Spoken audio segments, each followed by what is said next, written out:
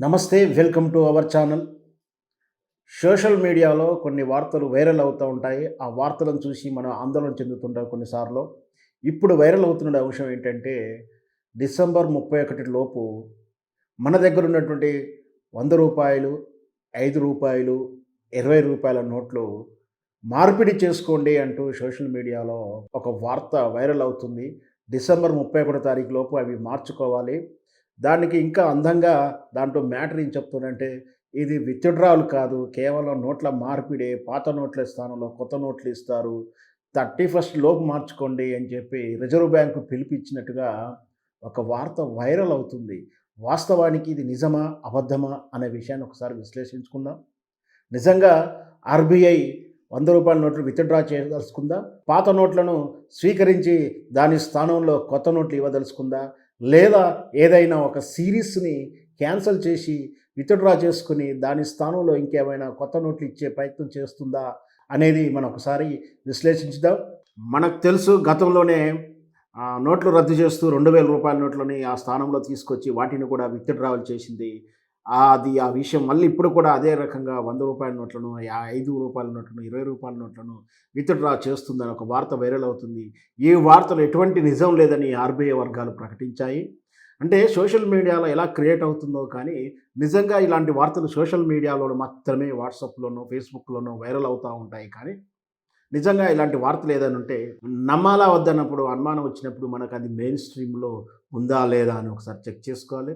Main stream media అంటే మనం రోజు చూసే దినపత్రికలైనటువంటి ప్రధానంగా చూసేటువంటి ప్రధానంగా కనిపించేటువంటి మన తెలుగులో ఉదాహరణకు తీసుకుంటే ఈనాడు, ఆంధ్రజ్యోతి ఇట్లాంటి ప్రతిష్టాత్మకమైనటువంటి ట్రస్టబిలిటీ ఉన్నటువంటి ఆ ఛానల్‌లో గాని, ఆ పేపర్‌లో గాని ఆ వార్త వచ్చి ఉండాలి.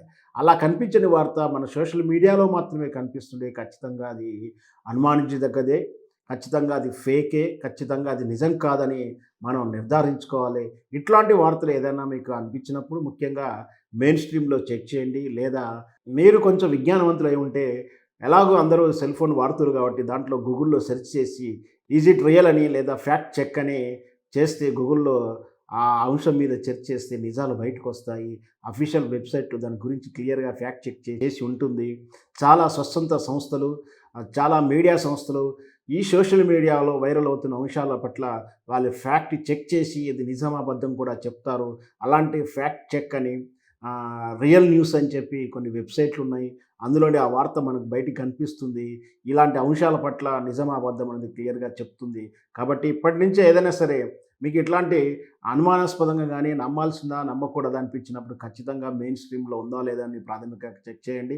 కేవలం వాట్సాప్‌లోనో, ఫేస్‌బుక్‌లో, సోషల్ మీడియాలో కనిపిస్తది. మాక్సిమం 100కి 100% అది ఫేక్ వార్తగా భావించండి.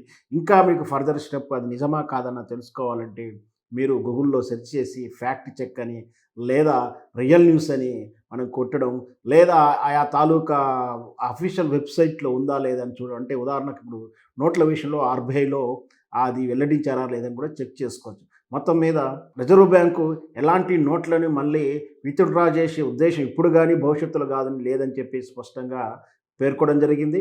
కాబట్టి రూ. 100 నోట్లకు, రూ. 5 నోట్లకు మన దగ్గర ఉన్న రూ. 20 నోట్లకు ఎలాంటి డోకా లేదు. ఇంతవరకు చెలామణిలో ప్రతి నోటు చెల్లుతుంది. మీ దగ్గర ఉన్న నోట్లు ఏదైనా చినిగినా, నంబరు పోయినా దాని మీద ఎటువంటి ఐడెంటిఫికేషన్ పోయినప్పుడు బ్యాంకుకిచ్చి దాన్ని మార్పి చేసుకోవచ్చే కానీ ఎట్లాంటి బ్యాంకు మాత్రం రిజర్వ్ బ్యాంక్ మాత్రం అలాంటి నోట్లను విత్‌డ్రా చేసుకోవట్లేదని స్పష్టంగా తెలియజేసింది. ఇక నుంచి ఇలాంటి ఫేక్ వార్తలు నమ్మొద్దని మనవి.